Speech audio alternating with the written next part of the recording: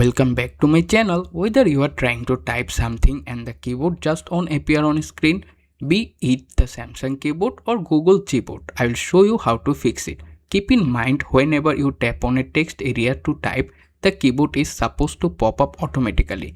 However, if you tap the down arrow icon at the bottom, it disappears. If that happens, simply tap on the text area again to bring the keyboard back and you will see it pop up right up. But if that still doesn't fix the issue, don't worry, it's super easy to fix it. First of all, open the settings app on your phone. Once you are in the settings, scroll down, find the general management option, tap on it, then tap on the keyboard option at the very bottom. Now tap on default keyboard at the top and make sure either Samsung keyboard or Gboard is selected.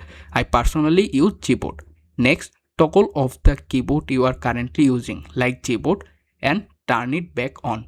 Then double check to make sure it is selected. If that still doesn't work, no problem at all. Just hit the back button to go back to the main setting. Then scroll down a little, find the apps option, tap to open it. In the apps menu, you can scroll down or use the search bar to easily find the Gboard. Once you found them, tap to open it.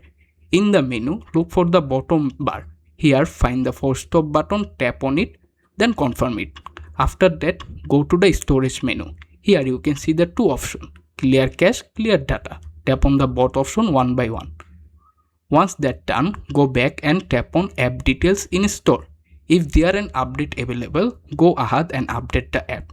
If it doesn't need an update, go straight to any text field and test it out. Your keyboard should be working fine now.